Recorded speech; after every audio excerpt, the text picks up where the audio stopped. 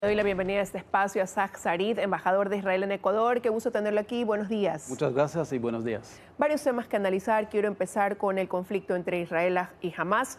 Después de casi 2 meses de este alto al fuego, de repente hay una escalada de violencia nuevamente. Desde el 18 de marzo, el ministro Benjamín Netanyahu decide atacar la Franja de Gaza. Y ahí comienzo por ahí, entender por qué.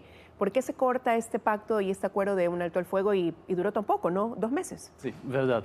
Lo que pasó es que después del acuerdo acerca del cese al fuego con Hamas, logramos recibir nuestros 28 secuestrados, más 8 secuestrados sin vida. Y a cambio liberamos cientos de terroristas de Hamas, algunos o muchos de ellos asesinos.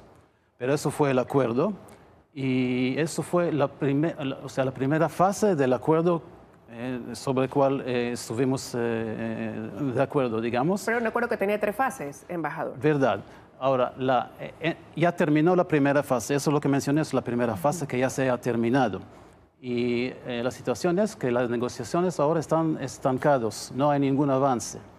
Y es más, durante este estancamiento, los secuestrados israelíes están todavía ahí, en los túneles de Hamas, sufriendo. ¿Cuántos hay? Porque usted dijo, lograron la liberación de 28 secuestrados vivos y 8 cuerpos, poder obtenerlos, ¿no? Pero ¿cuántos permanecen todavía en cautiverio en poder de Hamas? Sí, todavía permanecen 59 personas. Entre ellos sabemos de 35 que ya no están con vida. Puede ser que hay otros que tampoco están con vida, pero esos son los números conocidos. El asunto es que mientras tanto esos secuestrados están sufriendo en los túneles de Hamas y Hamas aprovecha el tiempo del cese al fuego para rearmarse y para otra vez reconstruir sus habilidades militares, y eso no podemos permitir. Por eso empezamos a atacar a Hamas de nuevo. Pero esa era la única vía para, o no había alguna otra posibilidad de, como usted dice, de levantar la voz y que se acabe ese silencio por parte incluso de Hamas, el hecho de no responder, de no dar paso a la segunda fase.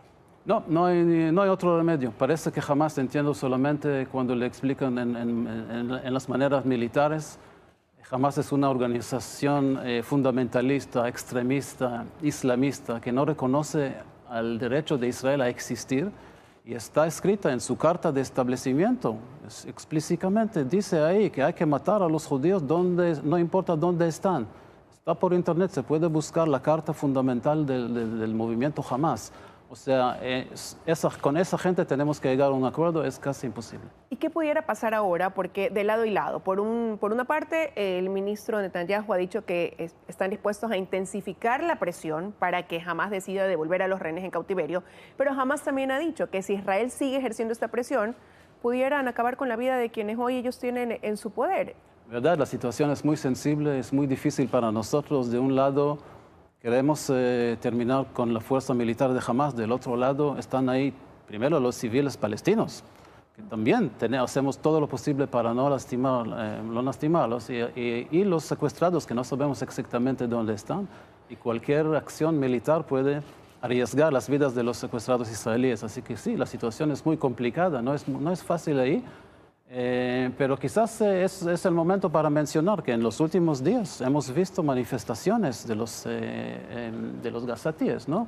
De los ciudadanos de Gaza contra Hamas.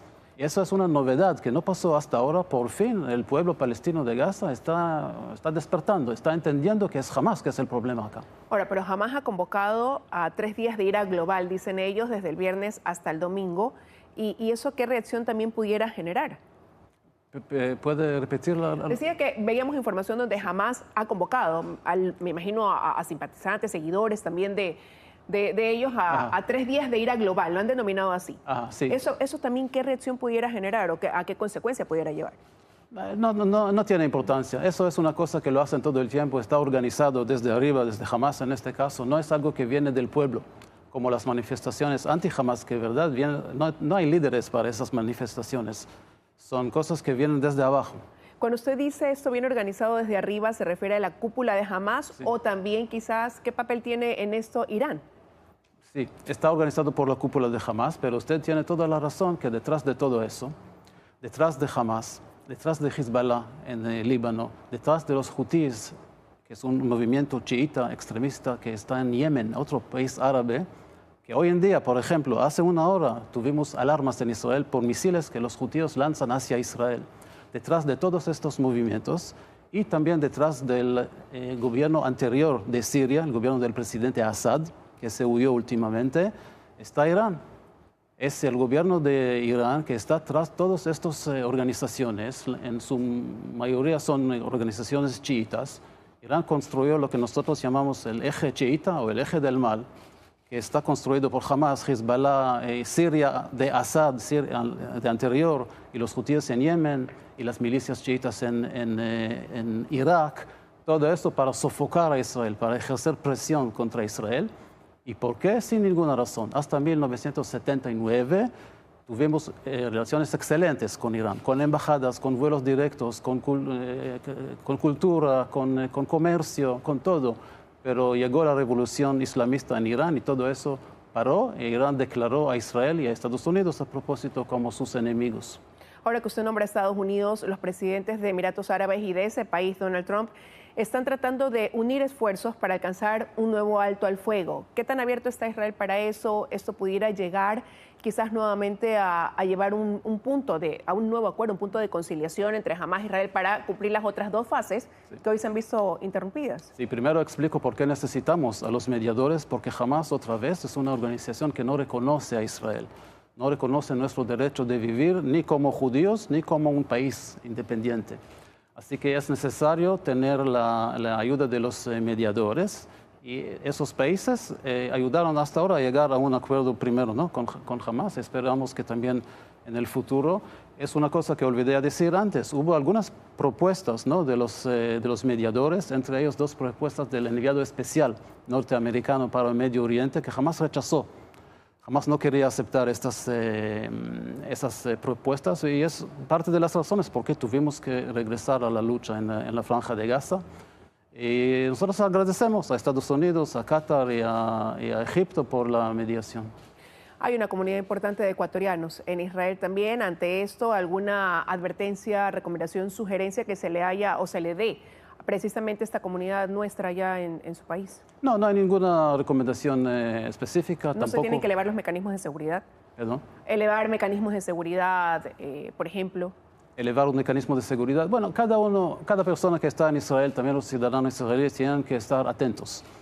Tenemos un sistema de defensa muy desarrollado y no cuando hay, por ejemplo, los judíos, como mencioné antes, lanzan un misil hacia Israel, suenan las alarmas y cada uno tiene que entrar en un cuarto seguro.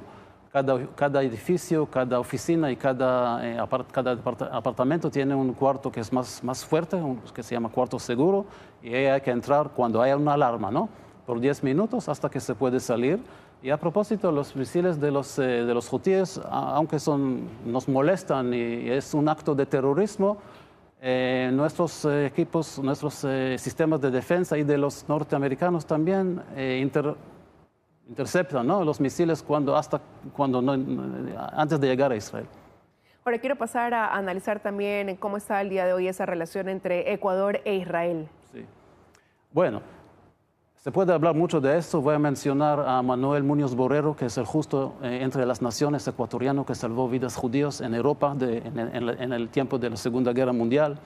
Después el voto a favor del plan de partición de la ONU en 1947, que Ecuador votó a favor, y después nació el país de Israel. Nosotros abrimos una embajada y tenemos ya este año, celebramos 77 años de relaciones diplomáticas, de relaciones entre las naciones. Siempre hubo buenas relaciones, con altibajos, pero siempre buenas. Y esas relaciones llegaron a su culminación, ¿no? A su época su mejor época durante la gestión del expresidente Lasso y ahora en la gestión del presidente Noboa también. La canciller Sommerfeld, la señora Sommerfeld, visitó Israel en septiembre para una visita de solidaridad, también una visita de trabajo con logros, pero también visita de solidaridad con Israel en nuestra época difícil. Hay muchos proyectos, por ejemplo, en abril del año pasado hemos firmado un acuerdo de migración circular para trabajadores ecuatorianos en agricultura, para que salgan a Israel. Eso implica tecnología, capacitación, el hecho de que ellos puedan innovar dentro de las técnicas que requiere el agro. El acuerdo que acabo de mencionar es acuerdo de trabajo nada más, pero si hablamos de capacitación y todo eso, tenemos en Israel una agencia de cooperación internacional, se llama Mashav, que parece más o menos la USAID o USAID norteamericana, es más pequeño, pero es una agencia de cooperación que ya tiene 65 años de existencia en América Latina y en Ecuador. Estamos ya por 60 años y cada uno mandamos becarios a Israel, todo está cubierto salvo el pasaje, becarios que aprenden en cursos de agricultura, de agua, que somos un país de liderazgo mundial en esos temas, pero también en otros temas como emprendimiento, como innovación, empoderamiento de la mujer y hay mucho más. ¿Y hay proyección, apertura quizás para una colaboración en temas de seguridad? En temas de seguridad estamos ahora esperando para el nuevo gobierno para ver a dónde vamos y si podemos seguir con nuestra cooperación de seguridad. Ustedes recuerdan, por ejemplo, los aviones Kafir que llegaron de Israel y ayudaron a Ecuador, al ejército de Ecuador, y hay otros proyectos. No se puede hablar mucho de esto, pero hay otros proyectos de cooperación, de seguridad. Hay otra cosa que si hablamos otra vez de la innovación, de la cooperación en estos asuntos, Ecuador va a abrir muy pronto una oficina de innovación en Jerusalén, una oficina que va a estar ubicada en la Universidad Hebrea de Jerusalén, que es un líder mundial en temas de innovación y otros temas también. Salieron de ahí también premios Nobel. Y Ecuador ya hay una persona que fue mandada a Israel para estar en esta oficina y muy pronto vamos a hacer una inauguración de esta oficina de innovación que va a ayudar mucho a Ecuador a aprender los temas de innovación. Gracias, embajador, por haber estado esta mañana con nosotros analizando estos dos importantes temas. Muchas gracias.